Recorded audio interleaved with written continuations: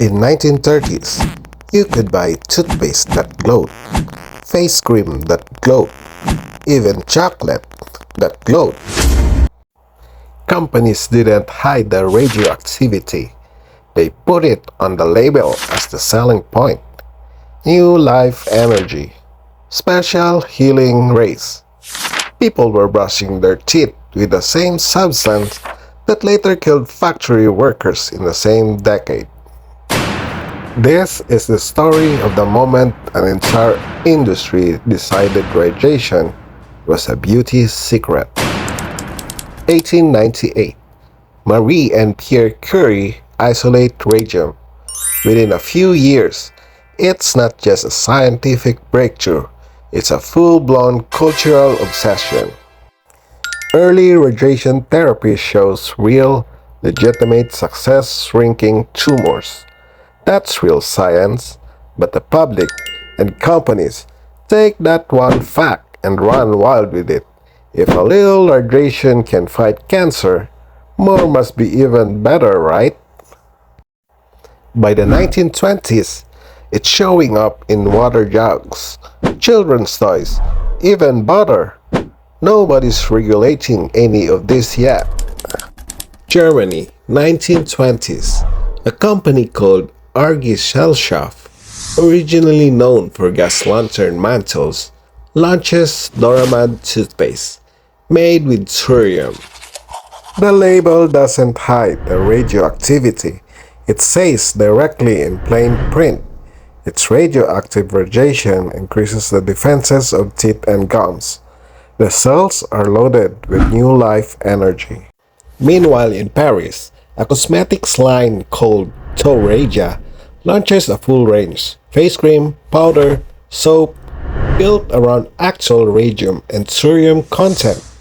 Their ads show a glowing young woman lit from below, like she's radiating health itself from the inside out. And it doesn't stop at toothpaste.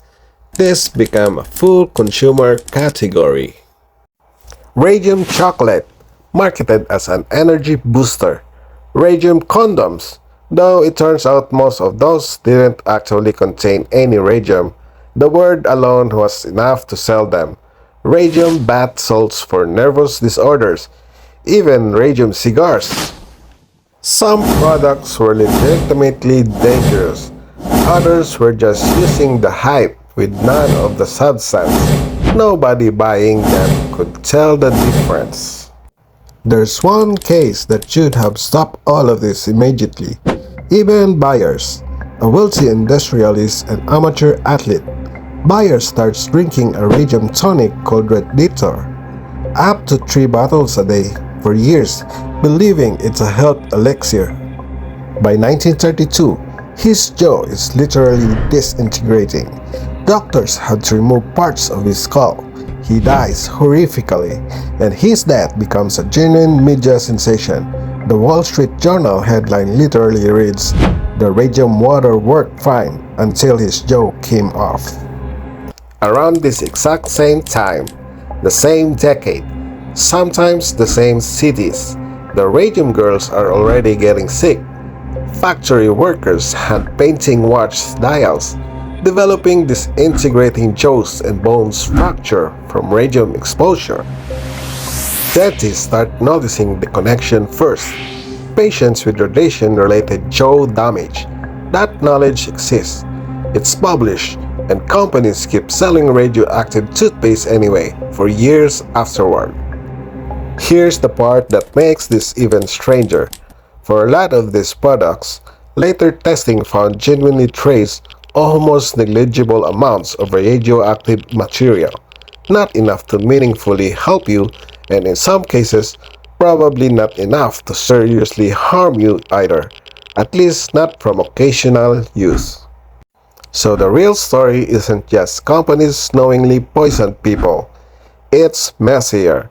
It's an entire industry built on people not understanding a brand new science well enough to know what real danger even look like, dosage, exposure, cumulative effect, because nobody did yet, not fully.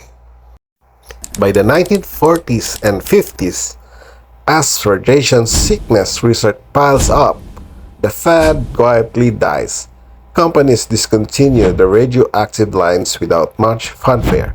No big recall, no dramatic reveal, just gone from shelves. Next time someone tells you a product is cutting-edge science, maybe ask what they'll be saying about it in 80 years. This has been Objects with a Body Count, and this was just episode 1.